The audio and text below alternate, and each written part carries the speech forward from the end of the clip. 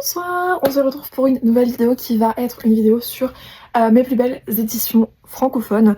Je ferai la même chose avec les éditions anglaises, mais là j'avais très envie de vous montrer un petit peu voilà, les pépites de ma bibliothèque, que je considère voilà, comme étant les plus beaux livres de ma bibliothèque. Alors il y avait un livre que je voulais mettre qui était Anathema avec le jaspage, mais en fait le livre est de si mauvaise qualité en fait que ça valait clairement pas le coup, et je me suis dit j'allais pas faire de la pub pour cette maison d'édition alors que j'ai eu des soucis avec Alchemized et que le jaspage en fait de Anathema, alors que ça fait quelques mois que je possède Anathema et qu'il est, voilà, qu'il est neuf, que j'ai à peine touché, etc., et bien il a une qualité très mauvaise.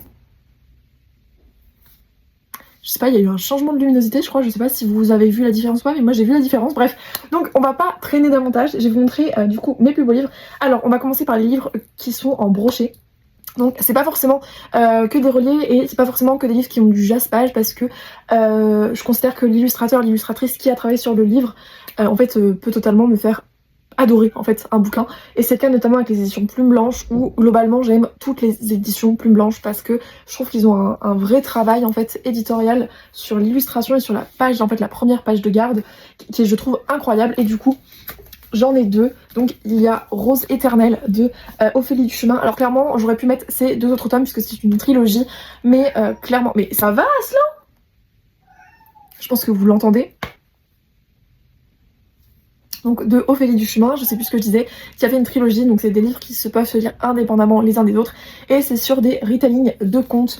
Donc on a La Belle et la Bête, on a La Petite Sirène, et on a enfin Réponse, et j'ai été très déçue du livre en fait de Réponse, parce que je trouve que l'autrice a voulu se lancer dans quelque chose de très compliqué, avec notamment la temporalité qui est très présente dans le livre. Il y a eu des coquilles, j'ai essayé de l'expliquer en fait à l'autrice en lui montrant des preuves, etc., et au final je n'ai pas vraiment eu de retour de sa part. Donc voilà, et donc bref, je vais pas rentrer dans les détails, mais en tout cas Rose éternelle et Murmure de l'océan, je crois que c'est l'autre, vraiment ce sont deux tomes que j'ai vraiment adoré. J'avais un peu peur justement de me lancer dans ces trilogie, parce que, enfin dans cette trilogie et dans les livres en soi de Plume Blanche, parce qu'on est sur une mise en page qui est assez conséquente, assez, voilà, il n'y a pas beaucoup de marge, c'est écrit en assez petit, etc., et c'est des gros livres, mais globalement je trouve que ça se lit très bien, et cet objet livre est juste incroyable. Vraiment félicitations à l'illustrateur ou l'illustratrice, je ne sais pas qui est cette personne, je vais regarder.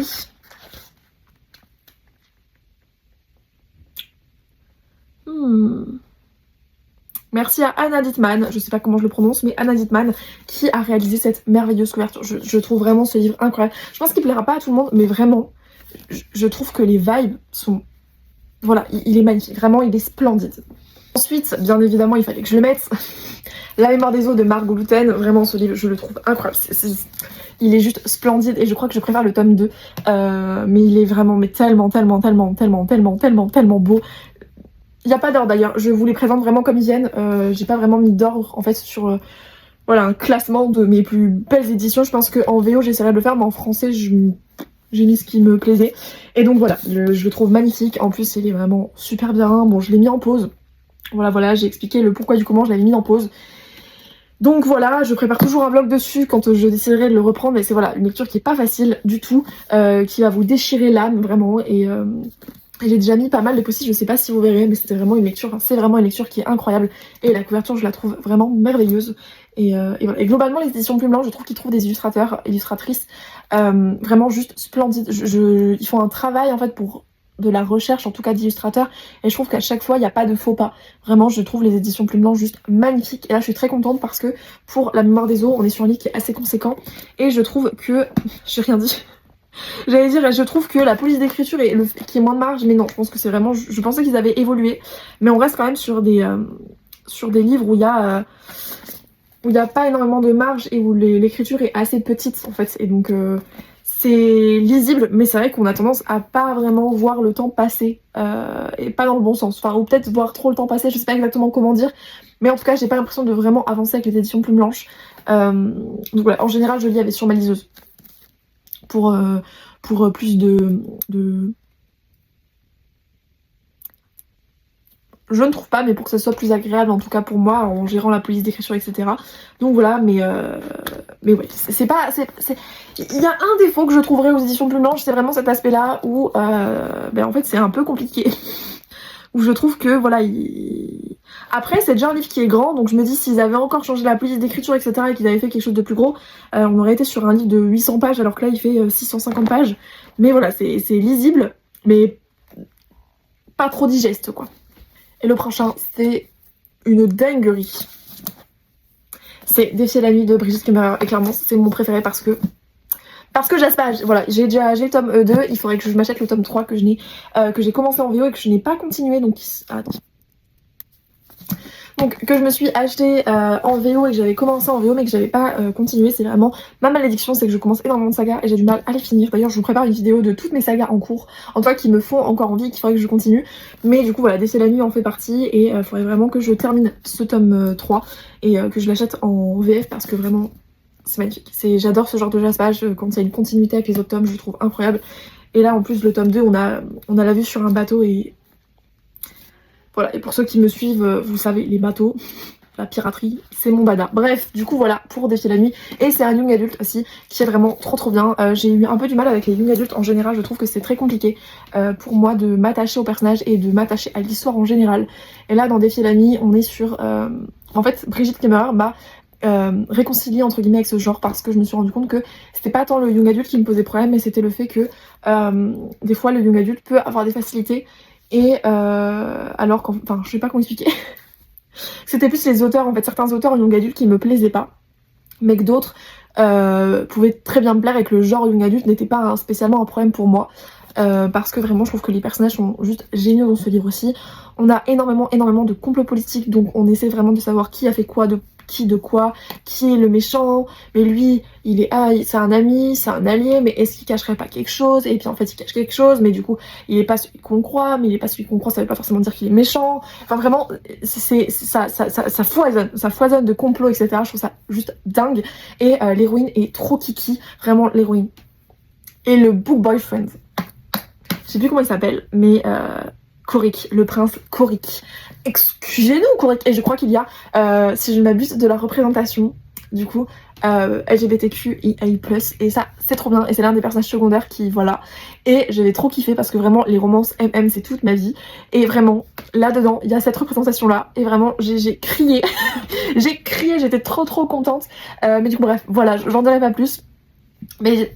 voilà, et qu'est-ce que je voulais dire d'autre, je ne sais plus, mais du coup ouais, c'est vraiment super bien, les personnages sont incroyables et ils sont vraiment pas du tout ceux qu'on pense qu'ils sont, et il y a vraiment ce côté là où à la moitié du bouquin il y a un personnage et tu sais en fait qui c'est réellement et t'es là en mode mais quoi, genre vraiment lisez-le, il est magnifique le jaspage, vous le regretterez pas. Ensuite on est sur le tome 1, enfin le tome 2 pardon, le tome 2 d'une trilogie.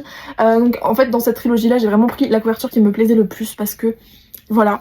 Et donc il s'agit du tome 2, donc le tome 1 c'est Le serpent et le descendant de la nuit, et là c'est Le roi maudit et la couronne sanglante. Et pour vous faire un petit pitch pour le tome 1, on suit cette jeune femme qui s'appelle je ne sais plus, Oraya qui en fait quand elle était petite elle a perdu ses parents et elle s'est fait recueillir en fait par le roi des vampires. Donc le roi des vampires a décidé de la prendre sous son aile et elle vit en fait sous le joug du coup des vampires, enfin les humains vivent sous le joug des vampires, et donc c'est vrai qu'elle en tant qu'humaine elle a ce côté immunité puisque elle est la pupille, en tout cas la fille adoptive du roi, mais ça reste que c'est une humaine et elle aimerait bien participer à ces jeux pour s'élever de sa condition justement d'humaine. Voilà un peu le pitch de base. Elle va rencontrer un Gugus qui est incroyable, qui s'appelle Rain, et je crois qu'on a des illustrations. Bah, en fait, vous avez sur l'édition, que ce soit l'édition brochée ou l'édition reliée, vous avez des illustrations des personnages. Je vais regarder si je peux vous trouver une illustration du personnage sans spoiler. Bon, je ne trouve pas, et puis sinon c'est des illustrations qui spoilent, donc écoutez, Rain est incroyable, et c'est un vampire, et ils vont devoir s'allier, et bref. Pépite! Donc on a fini pour les brochés, on va passer maintenant au relié et je vais aller chercher parce qu'ils sont un peu loin de moi. Alors le premier, on est sur Dark Hair de C.S. Pacat. Voilà, c'était un tome 2, le tome 2 de Dark Rise. Alors je vais vous lire le résumé sur ma liseuse parce que je me souviens plus exactement, ça remonte vraiment à loin quand j'ai lu le tome 1. Ça remonte, vraiment ça remonte, et j'ai très peu de souvenirs. C'est un adulte en fait, je pense que ouais, c'est clairement une romantique adulte. voire une fantasy adulte, moins une romantasy, peut-être ouais, une fantasy adulte. Donc on est sur des personnages qui sont plutôt jeunes, mais le world building et tout ce qui s'y passe fait que pour moi c'est adulte. Sincèrement pour moi c'est du adulte. Et j'ai lu il y a 2-3 ans le tome 1, voire même il y a 4 ans peut-être. Et ça a été un énorme coup de cœur. Et en fait voilà, le temps que le tome 2 sorte, c'est vrai que je l'ai acheté mais j'ai pas retenté l'expérience. Donc et puis surtout qu'il faudrait que je lise le tome 1, encore une fois. Donc voilà, mon objectif ce serait de le trouver sur Audible ou Nextory peut-être. Et essayer de l'écouter sur cette plateforme pour pouvoir me le remettre en mémoire. Et après pouvoir lire le tome 2. Mais c'est vrai que du coup j'ai pas passé le cap. Et donc je vais vous lire le résumé du tome 1. La couverture du tome 1 c'est celle-ci. Alors, une nouvelle ère des ténèbres s'annonce. L'ancien monde n'est plus. Ses héros sont morts, ses châteaux en ruine. Et la bataille épique entre l'ombre et la lumière a sombré dans l'oubli. Seuls les Stewards s'en souviennent et veillent siècle après siècle pour protéger l'humanité du retour du roi obscur. À Londres, Will est en fuite. Pourchassé par les hommes qui ont tué sa mère, lorsque Violette lui sauve la vie, tous les deux se retrouvent plongés dans le monde de légende et de magie des Stewards. Alors qu'ils s'entraînent à leur côté, c'est dans le camp opposé que risque de se retrouver Catherine, fille de bonne famille désargentée. Car l'ombre avance ses pions, dont le plus dangereux est le vénéneux... Oh, je suis désolée, j'ai du mal. Dont le plus dangereux est le vénéneux James, qui fut étroitement lié au roi obscur. Peu à peu, les anciennes alliances se reforment ou sont appelées à être brisées. Dans cette guerre qui menace leur monde, les descendants des combattants des deux camps n'ont d'autre choix que de jouer leur rôle. À moins que tout destin puisse être défié. Et j'ai vraiment adoré ce tome 1 parce que on est sur des personnages qui nous cachent énormément de choses. On suit plein de points de vue. Je trouve que c'est assez long au départ à se mettre en place. Mais quand tout est mis en place, on a vraiment des dingueries qui se passent, des retournements de situation et des personnages qui... en fait, tu penses que c'est un certain personnage et au final, c'est totalement autre chose. Tu penses que c'est en fait un cavalier ou un pion et au final, il se révèle être le roi. Ou alors t'as une reine qui se révèle être un cavalier. Et genre c'est super bien parce que tout est en fait un jeu d'échecs. Pour moi c'est vraiment un jeu d'échecs où tout avance et où en fait il y a ce côté très moraligré parce que on a le côté des gentils qui en fait ne sont pas forcément les gentils, le côté des méchants qui n'est pas forcément le côté des méchants, un peu comme Alchemist où on est sur voilà des points de vue qui diffèrent et en fonction du point de vue qu'on a, en fait notre vision peut totalement changer et les méchants sont pas forcément les méchants, les gentils pas forcément les gentils. Et j'ai vraiment aimé ce côté-là parce que on jouait justement sur ce fil de clair-obscur et de comment dire de faux semblants. Donc voilà, c'était super intéressant et j'avais adoré parce que le tome 1 se terminait sur un gros cliffhanger et je crois que j'avais pleuré parce que j'avais pas le tome 2. Et j'ai eu le tome 2 mais c'est vrai que je l'ai pas refeuilleté. Voilà. Mais c'est à faire et c'est l'un des plus beaux je trouve parce que l'illustratrice c'est l'une de mes illustratrices préférées. D'ailleurs j'ai ces illustrations, voilà. Ce sont les illustrations, enfin c'est fait par la même autrice tout simplement donc voilà, clairement j'ai kiffé et c'est pour ça qu'il est là, c'est parce que c'est l'une de mes illustratrices préférées. Ensuite on a God Killer de Hannah Kainer. Ok, de Saxus. Alors pour le coup, lui, je ne l'ai pas lu, mais je trouve l'édition juste magnifique. J'aime vraiment beaucoup ce livre. Alors c'est ma mère qui l'avait acheté. Et je trouve que l'édition est vraiment très jolie. Et notamment ce relié, qui est vraiment très beau. Et on est sur des illustrations comme ceci. Est-ce qu'on est sur la même? Ouais. Et je crois qu'on suit... Alors du coup on suit Kissun, qui est une déicide, une tueuse de dieux. Elle leur voue une haine dévorante depuis que les adorateurs d'une divinité du feu ont violemment assassiné toute sa famille. Donc un jour elle va croiser le chemin d'un étrange dieu amnésique dont l'existence est liée à celle d'une jeune noble.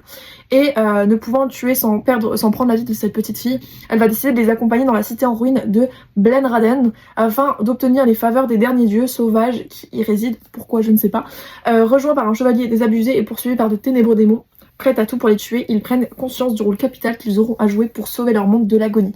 Donc vraiment c'est, je pense que ma mère l'a acheté pour la couverture qui est juste splendide et c'est vrai que je suis pas spécialement pour de Saxus parce que je trouve que j'ai du mal avec les éditions de Saxus, j'en achète de moins en moins. Parce que je trouve qu'il y a énormément de cookies dans leurs bouquins, mais c'est vrai que lui est juste splendide, vraiment il est magnifique, c'est la prolongation du dessin et il est trop beau. Bref, passons. Ensuite, on a un livre très peu connu, mais j'ai décidé de mettre Céleste de Olivia Goldenshine, qui est du coup l'autrice de La Maison aux ailes déployées, qui est sortie chez Corrigan.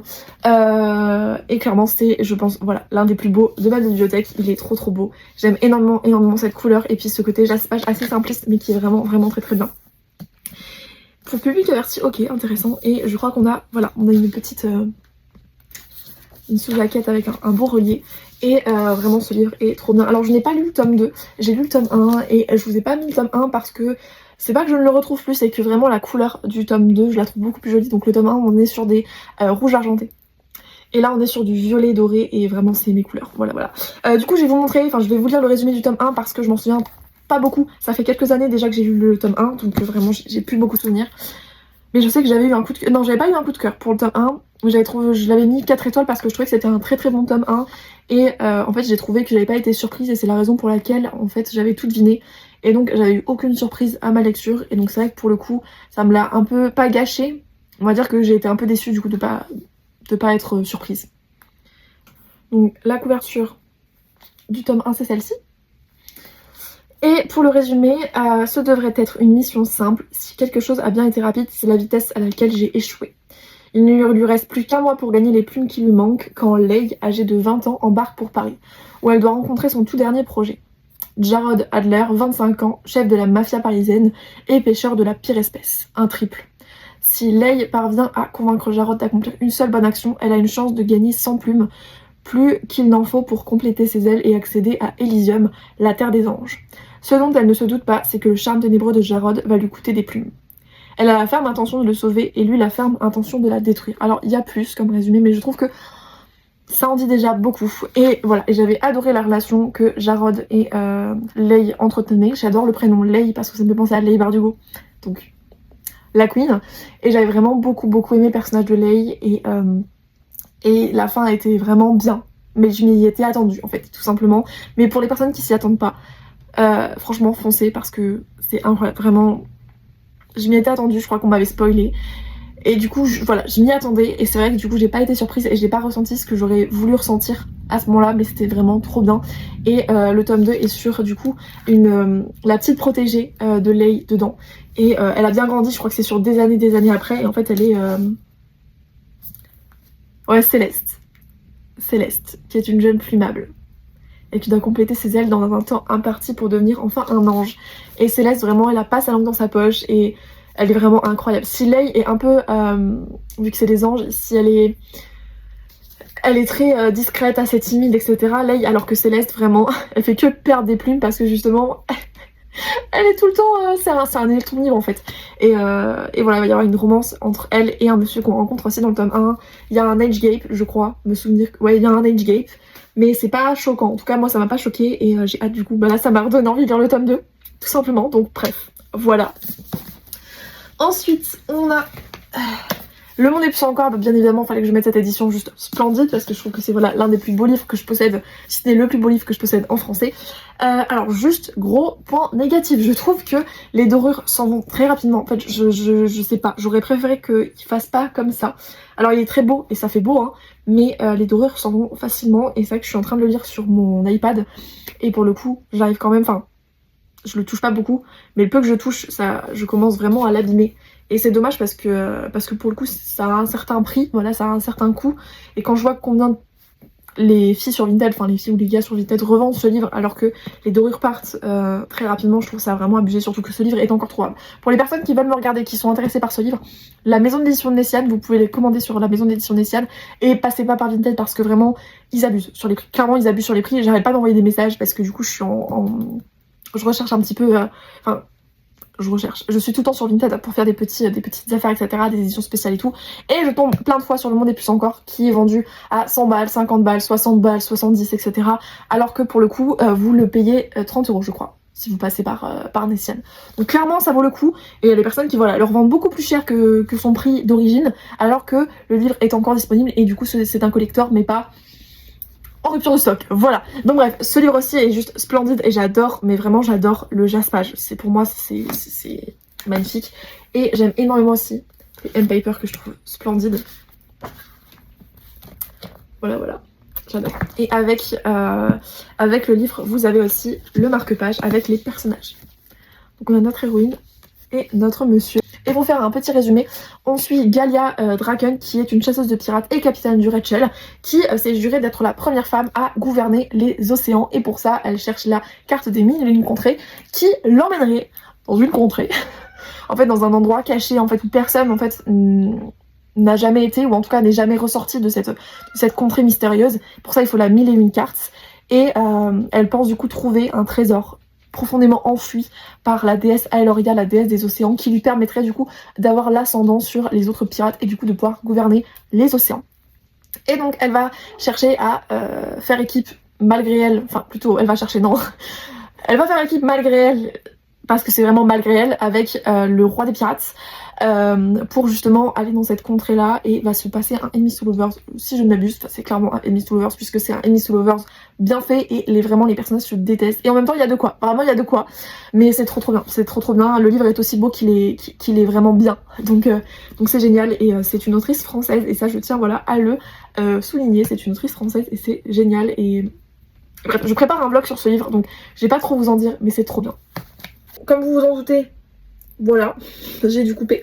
Donc le dernier livre que je voulais, enfin l'avant-dernier livre que je voulais vous présenter, c'était le livre Maudit d'Azraël de Amber V. Nicole. Alors c'est un livre des éditions Big Bang, non, Bookmark, et je trouve que Bookmark c'est vraiment des dingueries qui nous sortent à chaque fois. Voilà, c'est pour moi c'est bref, il est trop beau. Donc on est sur le tome 1, c'est une trilogie. J'ai lu le tome 1 et j'ai pas lu la suite parce que le tome 1 a fait que j'avais pas spécialement envie de lire tout de suite la suite. Et j'ai une amie qui a lu le tome 2 et qui m'a dit qu'il y avait énormément de longueur. Donc c'est vrai que j'avais un peu du mal à me lancer. Mais le tome 1 était trop bien. Je trouve que c'est voilà, une trilogie qui a beaucoup de potentiel, notamment avec son tome 1. C'est une histoire qui est très complexe, qui mêle énormément de points de vue, qui est longue en fait, et je pense que certaines personnes pourraient trouver qu'il y a des longueurs. Moi je l'ai pas trouvé parce que je trouvais que c'était très intéressant à suivre. On est sur une héroïne qui a un mélange entre Bryce et Alex Stern dans La 9ème maison, donc Bryce dans Crescent City, et vraiment c'est un univers que je trouve incroyable, un peu à la Crescent City encore une fois, où il y a des créatures etc, et où à côté de ça on est sur un univers comment on dit, Urban Fantasy. Ça se passe, je crois, à moitié dans notre monde, à moitié dans un autre monde, ou ça se passe que dans notre monde, je sais plus exactement.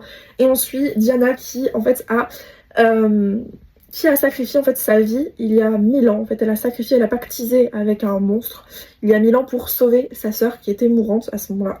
Et donc, elle vit en fait dans, en fait, sa vie lui a été clairement volée puisque elle voue du coup toute sa vie à cet homme Kaiden du coup qui s'appelle, et elle en fait c'est devenu son bras droit, elle est l'esclave de cet homme qui va lui demander de faire toutes les basses besognes à sa place. Et donc depuis 1000 ans notre petite Diana elle trime comme une forcenée pour pouvoir protéger sa sœur et que sa sœur continue de vivre sa vie comme elle l'entend. Et en gros c'est ça le pitch. Et à côté de ça il y a je vais juste vous lire la petite phrase: un roi que l'on croyait mort est disparu des mémoires, il revient à la vie.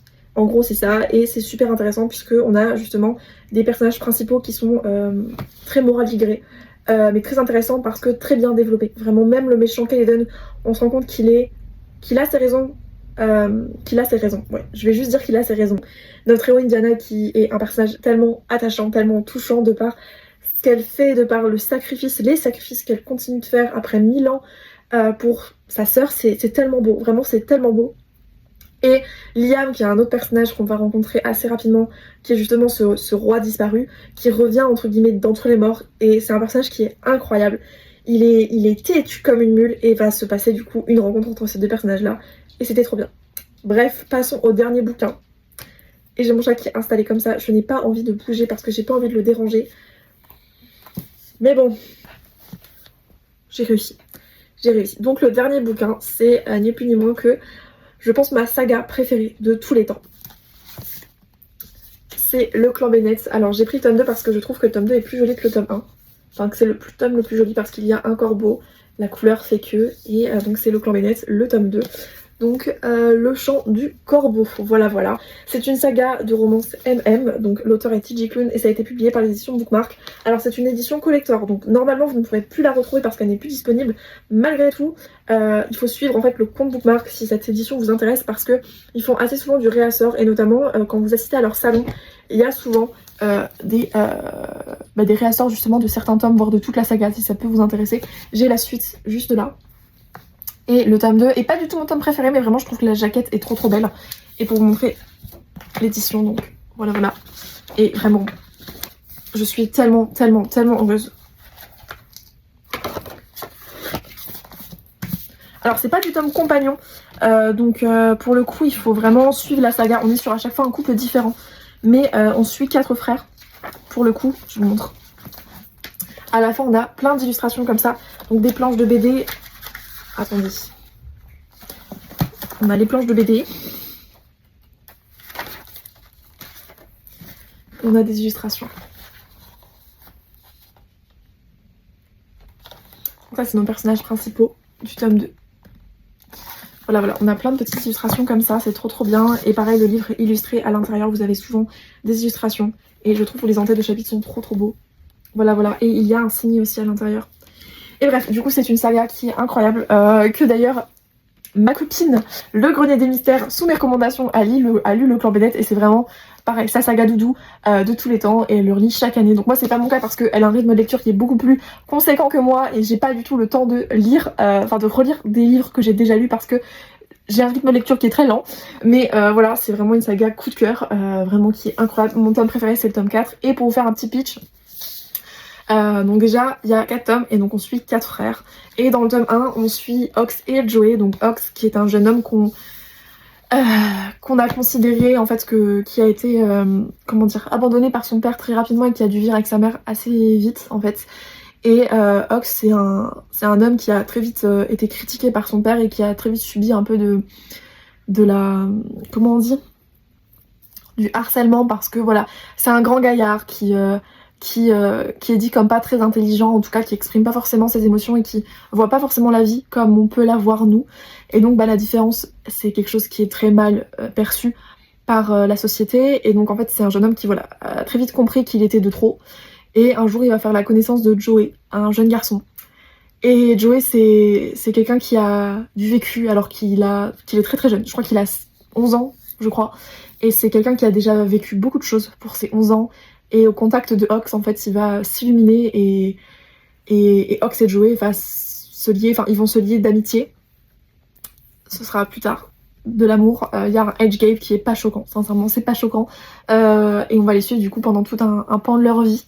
Et c'est génial parce que voilà, on a Ox qui a peur de parler, qui dit pas forcément tout le temps les bonnes choses. Et t'as Joey qui est là, en fait, qui cherche toujours à rentrer en interaction avec Ox et qui cherche, voilà, à ce que Ox devienne tout son soleil, tout son monde, etc. Et Joey ne respire que pour Ox. Et Ox va apprendre justement à vivre grâce à Joey. Et c'est tellement bien. C'est des personnages qui s'apportent énormément. Et c'est la plus belle relation, je trouve, qui m'a été donnée de lire. C'était magnifique. Vraiment, cette saga, en plus d'être magnifique, vraiment je suis tellement heureuse qu'ils aient fait une saga collector, qu'ils aient fait un collector pour cette saga qui est juste magistrale. Et T.J. Klune c'est vraiment un auteur, mon auteur chouchou. Voilà, avec Leigh Bardugo et Sarah J. Maas, c'est vraiment mes 3 auteurs chouchou par excellence parce que T.J. Klune m'a jamais déçu. Vous connaissez peut-être La Maison au milieu de la mer céruléenne qu'il a écrit, qui est plus connu. Il a écrit pas mal de sagas qui ont été éditées par Bookmark. Et donc voilà, c'est vraiment voilà, un auteur qui est très touchant parce que je pense qu'il a vécu des choses très difficiles mais qui a que des beaux messages en fait sur la vie et sur la fin de famille. Je pense que la fin de famille est très importante pour lui et c'est la famille qu'on se choisit avant tout puisque on n'a pas le choix voilà de la famille dans laquelle on est, voilà, mais tout est libre à nous après de nous choisir une famille qui transcende les liens du sang. Et c'est magnifique parce que voilà, dans ces livres, il y a vraiment ce truc-là qui revient sans cesse. Et dans la saga du Clan Bennett, je trouve que c'est puissance 8000. Et j'ai pleuré, j'ai ri, j'ai mouru. J'ai mouru avec les personnages. Bref, c'était incroyable. Donc voilà, et je trouve que voilà, je suis heureuse de finir cette vidéo en parlant du Clan Bennett et du coup de cette saga et de ce collector qui est juste splendide. Voilà. Bref, sur ce, j'espère que cette vidéo vous aura plu, qu'elle n'a pas été trop longue, même si je pense qu'elle a été un peu longue. Après, je vais couper des trucs, donc je pense qu'elle tiendra à 30 minutes peut-être, mais c'est assez long quand même. Bref, écoutez, je vous dis à très vite pour une prochaine vidéo.